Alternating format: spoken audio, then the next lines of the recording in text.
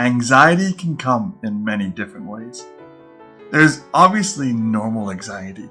That's stuff that we've all dealt with, and it usually comes when we're trying something new, or we're trying something hard or scary. Like when we're preparing for a test, or maybe going to the first day of school, or a new job, or going for your driver's license. Or when you're a young person and you're trying grown-up things for the first time, or maybe you're going to ask someone out on a date. All these things are normal anxiety. And these are anxieties that everyone faces. And they're anxieties that when you push through and you persevere, they end up building new tools, new strengths, and they create resilience, and you become a stronger person. But then there's overwhelming anxiety. And this is anxiety that comes usually from loss. The loss of a loved one, the loss of a job, the loss of a house, the loss of a business, the loss of a relationship. For me, it was the loss of my identity. And when this anxiety happens, it can be overwhelming. It feels like it's crushing you. The weight of the world is coming down upon you and it's compressing you. You have a hard time breathing, even thinking. Life can literally go crazy. There were many times I dealt with this anxiety. The first time I dealt with it was in the hospital. And what was happening was my left lung had collapsed and both my lungs were severely burned. I had tubes in both sides of my chest, so I draining food from them, and another tube in my mouth so I could breathe. And whenever they changed the sheets on my bed, or whenever they had to do certain bandage changes and roll me over to my left, I was unable to breathe. And the anxiety of being unable to breathe simply by being turned over, that drove me crazy. And I would literally fear, I would dread having something as simple as having my sheets changed. It drove me crazy because I knew I would not be able to breathe. Another time I dealt with anxiety, and that is when they would disconnect the ventilator from my mouth and bring me down to surgery. In that process of going down to surgery, there would be a bunch of nurses, and one of them would have to put a bag on my mouth and they'd give me breaths. And every once in a while they'd forget to give me a breath, or they wouldn't time it to when I wanted to breathe. I can tell you, I dreaded going for surgery because of that moment I knew was going to happen when the nurse was not going to be able to give me a breath. There in the hospital, I had many helpless days. I was completely immobile. I lost a third of my body weight. I was down to 112 pounds.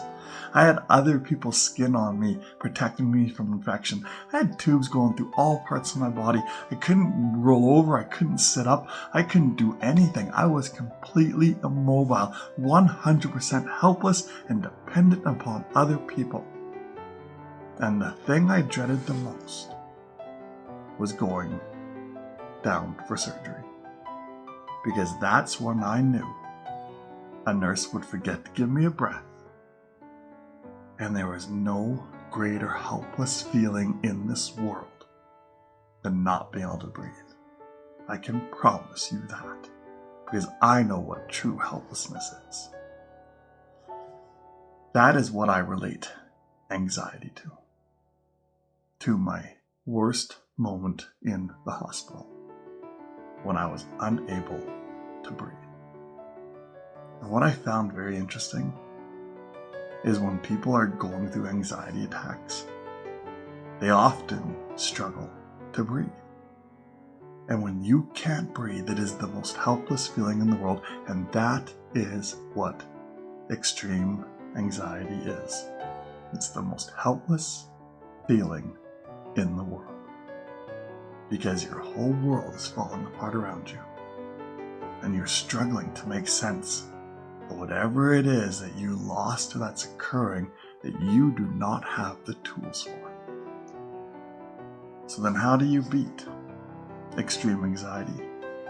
Some people say do mathematical equations in your head.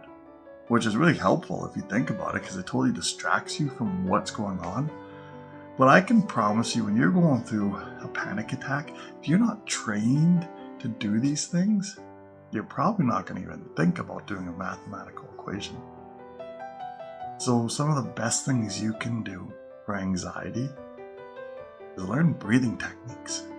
Because if it is that you are feeling like you're being robbed of air, which is the most helpless feeling in the world, then learning new techniques to be able to regain that breath will take away what that anxiety is doing, robbing you of breathing. And you can start to come through the anxiety. I feel like anxiety is worse than anger, and it's worse than depression. Because anger will have you lash out, and depression will have you go against yourself. But anxiety, it will make you feel like there is no hope, that everything is lost. And that has got to be the hardest feeling in the world. So the next time you are dealing with just normal anxiety, persevere, push through, gain new tools, make yourself a better person. And when the extreme anxiety happens, when your world is falling apart because you lost something, learn to do those breathing techniques, do mathematical equations, find ways to bring yourself back to a grounded world. Because nobody likes to feel helpless. And that's what extreme anxiety does. It makes you feel like you're the most helpless you've ever been in your life. On the next Broken Pieces video, we're going to go take a look at suicide, which I have been waiting to share with you. But I've been waiting because I needed you to understand the bad day and anger and depression and anxiety and what brings people into that suicide, hopelessness, and darkness. And we're going to cover that on the next Broken Pieces. Until then, I hope you have a good day. And if you're not, it's okay to have a bad day. And whatever you do, learn to breathe. The breath of life is a gift.